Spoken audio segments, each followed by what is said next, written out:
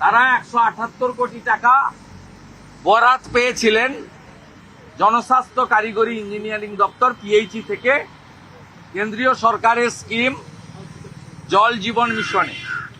তারা 16 কোটি টাকা 2021-এ অ্যাসেম্বলি ইলেকশনের সময় আইপ্যাকের অ্যাকাউন্টে ট্রান্সফার করেছে। গোয়া ইলেকশনে তৃণমূলের হয়ে ব্যবহার হয়েছে, একটা হোটেল থেকে রিকভারি হয়েছে। শুধু তাই নয়, দিল্লির লিকার স্ক্যামের সঙ্গেও আইপ্যাক যুক্ত সরাসরি আপের হয়ে তারা কাজ করেছিল। ও লিকার স্ক্যামের যে ব্রাইব টাকা, সেই টাকা ভোটে খরচ হয়েছে, আইপ্যাক সে টাকা নিয়েছে।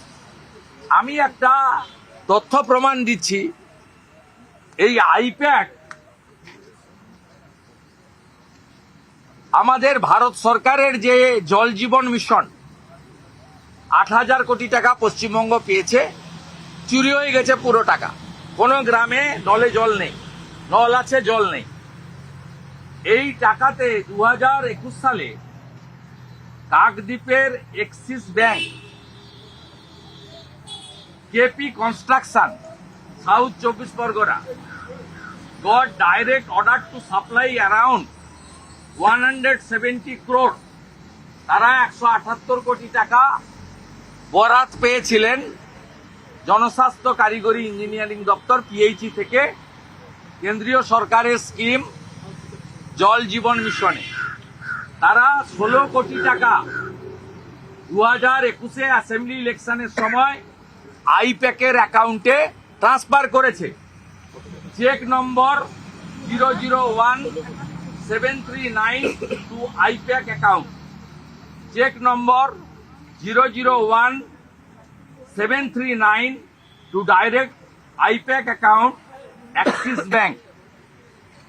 কেপি কনস্ট্রাকশন যারা 178 কোটি টাকার বরাত পেয়েছিলেন, তারা 16 কোটি টাকা দিয়েছে।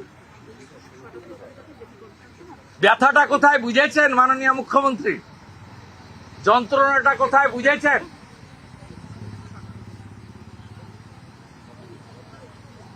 মুখ্যমন্ত্রী এরকম তড়িৎ গতিতে যান না। কলকাতায় বাঁধ ভাঙা বৃষ্টিতে লক্ষ্মী পুজোর আগের দিন ভেসে গিয়ে 12 জন মারা গেছিলেন, মুখ্যমন্ত্রী বাড়ি থেকে বেরোননি। উত্তরবঙ্গে মেঘ ভাঙা বৃষ্টিতে 50 জনের কাছাকাছি মারা গেছিলেন, মুখ্যমন্ত্রী টার্নিভাল করে 2 দিন পরে গেছিলেন, 72 ঘন্টা পরে গেছিলেন, নাচানাচি সবকিছু করে। কিন্তু এমন যন্ত্রণা আইপ্যাক, বুঝেছেন তো? 16 কোটি টাকা পিএইচই ঠিকাদার কেপি কনস্ট্রাকশন দিয়েছে। চেক নাম্বার বলে গেলাম, আর কি চান ডকুমেন্ট? এরপরেও বলবেন? এরপরেও আজকে মুখ্যমন্ত্রীর মিছিল হবে চোরদের পক্ষে। আমি জনগণকে বলবো, চারিদিকে আওয়াজ তুলুন, পতাকা নিয়ে নিলে পতাকা ছেড়ে জনগণ আওয়াজ তুলুন। বিরোধী দলনেতার ডাক, চোরেদের এনার্জি মমতা ব্যানার্জি। রাজ্যপাল বলছেন যে সরকারি কর্মীকে কাজে বাধা দেন এটা ক্রিমিনাল অফেন্স। যদি কেউ কোনো সাংবিধানিক অথরিটির কাউকে বাধা দেন, তাহলে তার পদে থাকার কোনো অধিকার নেই। কোনো ব্যক্তি যত উঁচু পদেই থাকুন না কেন, তিনি তার দায়িত্ব পালনে দায়বদ্ধ, কেউ আইনের ঊর্ধ্বে নয়। কোথাও কি রাজ্যপাল ইঙ্গিত? রাজ্যপাল মহোদয় সাংবিধানিক প্রধান হিসেবে বলেছেন, তিনি বাংলাতে একটা সুন্দর কথা মধ্যমগ্রামে বলেছেন, বিনাশকালে বিপরীত বুদ্ধি। এর মধ্য দিয়ে তিনি highly educated person, constitutional head, তিনি এর বাইরে কিছু বলতে পারেন না। যেহেতু গতকাল বিকালেই হাইকোর্ট টেক আপ করে নিয়েছে, আজকে সকালে ইডিও পিটিশন করে তারাও লিভ নিয়ে লিভ গ্র্যান্ট হয়ে গেছে।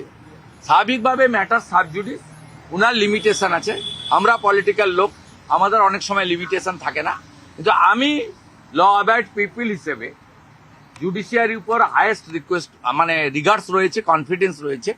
এবং আমি যেটা আশা করেছিলাম, এত বড় ঘটনার পরে আমাকে প্রচুর লোক বলেছে এটাতে থেমে গেল, এরকমই কি চলবে?